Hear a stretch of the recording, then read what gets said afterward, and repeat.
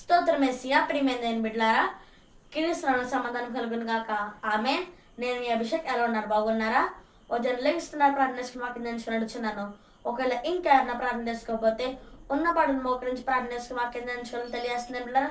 తద్వారా దేవుడి మీతో వాళ్ళు మిమ్మల్ని ఆశ్రయించి మిమ్మల్ని విశ్వాసంలో ఆత్మీయులను మరింత బలపరుస్తారని తెలియజేస్తూ ప్రతిదినము దేవుని వాగ్దాన్ని ఆత్మీయ చక్కటి కానుకల్లో వాగ్దానం చదువుకుందాం. నేను చదువుతున్నాను. మీ అవమానమునకు ప్రతిగా రెట్టింపు ఘనత నొందుదురు.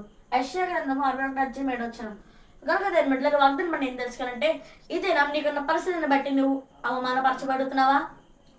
నీకు వ్యాపారంలో నీ ఉద్యోగం పోవడం వల్ల అంటే నువ్వు చేస్తున్న పనిలో నీకు నష్టం రావడం వల్ల నువ్వు అవమానపరచబడుతున్నావా?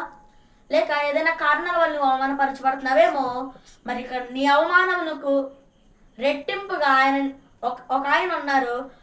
నీ అవమానమునకు రెట్టింపుగా ఆయన ఘనత నీకు కలిగేసేవారు ఉన్నారు. ఆయనని ప్రకటిస్తున్న నజరేయుడైన యేసుక్రీస్తు అని తెలియజేస్తుంది అనుకుంటారా.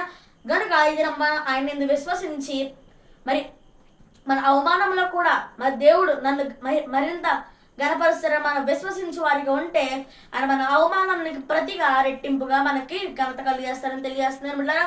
గనుక విశ్వాసం తెచ్చుకోండి. ఒక పదాలను ఎత్తిపెట్టి ప్రార్థన చేసుకోండి.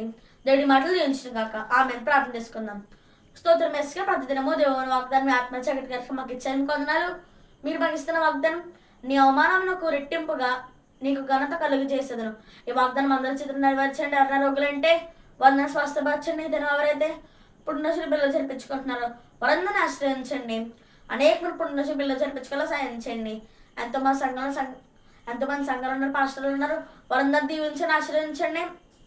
వీడియో ఎవరు చూస్తున్నారో వాళ్ళందరికీ తిరిగి వాగ్దానం నెరవేర్చండి. మా భారతదేశం ఎటువంటి అల్లర్లు జరగకుండా ఎటువంటి యుద్ధాలు జరగకుండా సాయం చేయండి. మరి యెరూషలేము పట్టణం కాపుదలు తెచ్చండి. ఇశ్రాయేలు దేశంలో ఎటువంటి యుద్ధాలు జరగకుండా ఆపండి. మరి యెరూషలేము పట్టణానికి కూడా మీకు కాపుదలు తెచ్చండి. యేసుని అడుగుతున్నాను తండ్రి, ఆమేన్. కనుక దేని బిడ్డలారా ఈ వాగ్దానం మీరు పొందుకున్నారు కనుక లైక్ చేయండి, షేర్ చేయండి, సబ్స్క్రైబ్ చేసుకోండి, మంచి మంచి కామెంట్స్ పెట్టండి. దేవుడు మమ్మల్ని ఉంచిన కాక ఆమేన్.